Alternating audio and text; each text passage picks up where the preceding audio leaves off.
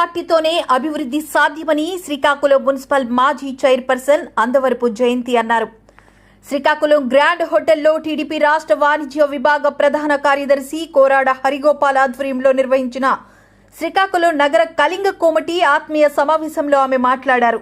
2014లో నారా చంద్రబాబు నాయుడు ముఖ్యమంత్రి అయిన 100 రోజుల్లోనే కళింగ కోమట్లకు బీసీ ఇవ్వడంతో నిరుపేద కళింగ కోమటి విద్యార్థులు ఉన్నత చదువులు చదువుకోవడానికి ఎంతో ఉపయోగపడిందని అన్నారు. ఇటీవల శ్రీకాకుళంలో నిర్వహించిన ప్రజాగలం సభలో లక్షలాది మంది కార్యకర్తల సమక్షంలో టీడీపీ అధికారంలోకి వస్తే కళింగ కోమట్లను ఓబీసీ జాబితాలో చేర్చుతానని చంద్రబాబు నాయుడు మాటిచ్చారని, మనమంతా చంద్రబాబును గెలిపించుకోవలసిన అవసరం ఉందని అన్నారు. 2005లో స్వర్గీయ కింజరపు ఎర్రన్నాయుడు, నారా చంద్రబాబు నాయుడు నన్ను మున్సిపల్ చైర్పర్సన్గా అవకాశం ఇవ్వడంతో ఆనాడు శ్రీకాకుళం నగరాన్ని అభివృద్ధి చేశానని, నేడు మళ్లీ అభివృద్ధి చేయడానికి మళ్లీ అవకాశం వచ్చిందని, రానున్న ఎన్నికల్లో ఎంపీ రామ్మోహన్ నాయుడిని, శ్రీకాకుళం ఎమ్మెల్యే అభ్యర్థి గొండు శంకర్ను గెలిపించాలని కోరారు. అనంతరం సభా వేదికపై కళింగ కోమట్లను బీసీ జాబితాల్లో చేర్పించడానికి ఎన్నో ఏళ్ల నుంచి కృషి చేసి బీసీ సాధించిన కళింగ కోమటి ఆనిముత్యం టీడీపీ రాష్ట్ర బీసీ కళింగ కోమటి కన్వీనర్ బోయిన గోవిందరాజుల్ని నగర కళింగ కోమటి పెద్దలు జామి భీమశంకర్రావు దుస్సాలువతో సత్కరించారు.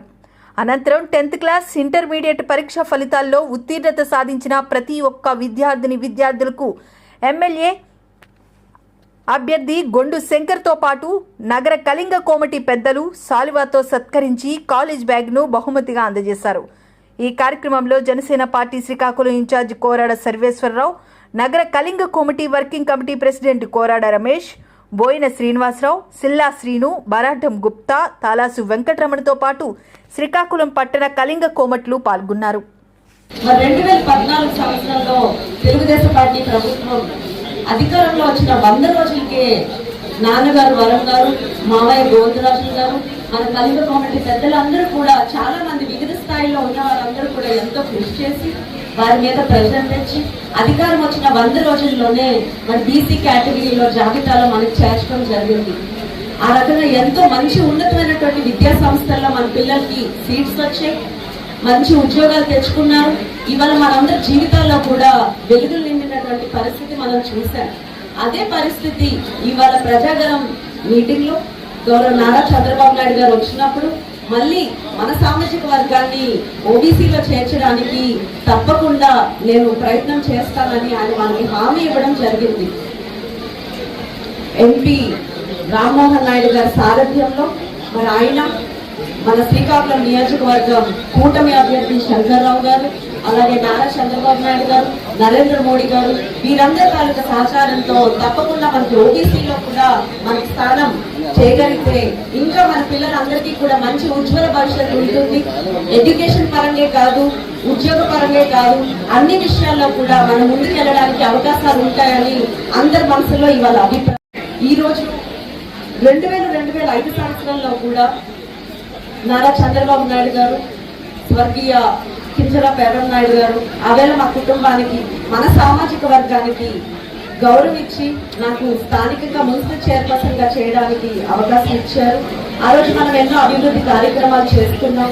ఈ రోజు కూడా మరి వారికి వాళ్ళ కూటమిలో కలిసి పాత రోజుల్లో మనం చేసినటువంటి అభివృద్ధి ఇవాళ చేయాలి అని ఒక ఆలోచనతో వారితో అడిగేయడం జరిగింది. ఇవాళ చంద్రబాబు నాయుడు గారు సూపర్ 6 పథకాలతో ముందుకెళ్లే ఆలోచన. ఆ సూపర్ 6 పథకాలు అందరికీ తెలిసిందే, రోజు మనం టీవీలో పేపర్లో చదువుతున్నాం. వారు సంక్షేమంతో పాటు అభివృద్ధి కూడా చేస్తానని మాటిస్తున్నారు. మనం గతంలో చూసాం, సమైక్య ఆంధ్ర ఉన్నప్పుడు మన రాష్ట్రం హైదరాబాద్ నగరం ఎంత ఇంప్రూవ్ అయిందో చూసాము. మరి ఇప్పుడు కూడా మన ఆంధ్ర రాష్ట్రం అభివృద్ధి చెందాలన్నా, పరిశ్రమలు రావాలన్నా, అందరికీ ఉద్యోగాలు దొరకాలన్నా మరి ఇవాళ చంద్రబాబు నాయుడు గారు అధికారంలోకి రావాలి. చంద్రబాబు నాయుడు గారు అధికారంలో రావాలంటే స్థానికంగా మన శంకర్రావు గారిని మనం అత్యధిక మెజారిటీతో గెలిపించుకోవాల్సినటువంటి బాధ్యత మనందరికీ కూడా ఉంది. ఎంపీ రామ్మోహన్ నాయుడు గారికి, అలాగే స్థానికంగా మన శ్రీకాకుళం నియోజకవర్గ కూటమి అభ్యర్థి శంకర్రావు గారికి అత్యధిక మెజారిటీతో మనం గెలిపించుకుంటే మనం దేనికోసం అయితే ఇవాళ అందరం కూడా ఆలోచన చేస్తున్నామో, శ్రమిస్తున్నామో అది తప్పకుండా నెరవేర్చుకోవడానికి, వారికి అడగడానికి మనకు ఆస్కారం ఉంటుందని ఈ సందర్భంగా తెలియజేసుకుంటున్నాను. అందరికీ కూడా ఇవాళ పిల్లలందరూ వచ్చారు. ఒక పొలిటికల్ మీటింగ్ లా జరిగింది. అందరికీ కూడా మీకు మంచి చేయాలనే ఆలోచన, మీ భవిష్యత్తు కోసం అందరూ కూడా ఒక వే క్రియేట్ చేయడానికి ట్రై చేస్తున్నాము. అందరికీ కూడా నా హృదయపూర్వకమైనటువంటి కంగ్రాచులేషన్స్ తెలియజేస్తున్నాను.